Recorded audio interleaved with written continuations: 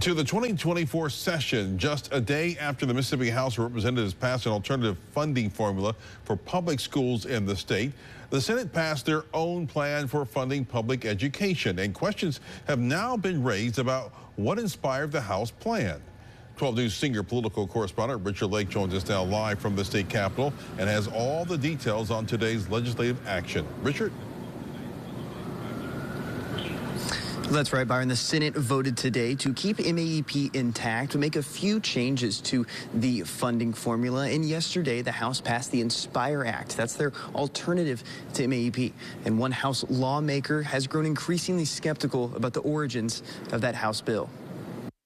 This morning, House Minority Leader Representative Robert Johnson alleged that the origin of the Inspire Act was misrepresented to the House. The main authors of the formula that would replace the Mississippi Adequate Education Program are House Education Committee Chairman Representative Rob Robertson, Vice Chairman Kent McCarty, and Representative Jansen Owen. All three representatives have said this bill was developed by themselves with the consultation of Mississippi's teachers and superintendents. They have denied having worked with any third-party public policy think tanks that have openly criticized the 32-year-old funding formula and said that the data used to develop the formula came from the Mississippi Department of Education and the Legislative Budget Office, commonly referred to as ELBO.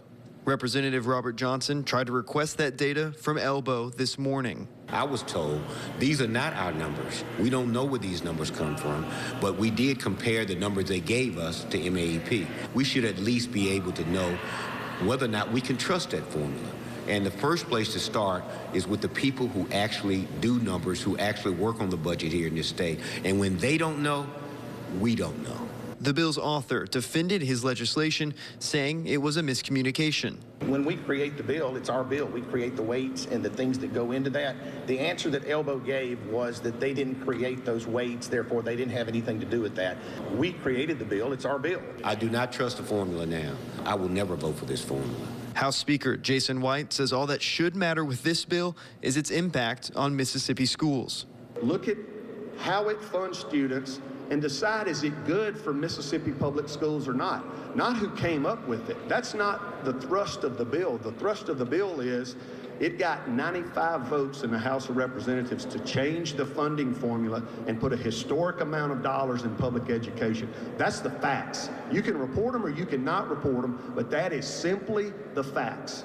And as the Senate was introducing their funding bill, Senate Education Committee Chairman Dennis DeBar Jr. accused House leadership of meeting with outside policy groups regarding the formula change. From what I understand in talking with Mississippi First is they collaborated with the Empower Group, Mississippi Center for Public Policy, beginning last January 23. Those three groups got together to come together to change the formula. Now, again, the Senate passed their bill, which keeps MAEP intact, but with just a few tweaks to the formula. And aside from all the fighting that was on display today here in the Capitol, what was increasingly obvious is the fact that the House and Senate right now are very, very far apart on the future of public education in the state of Mississippi. And it remains unclear as to how they will bridge that gap throughout the remainder of the session. Reporting live from the state Capitol, Richard Lake, 12 News.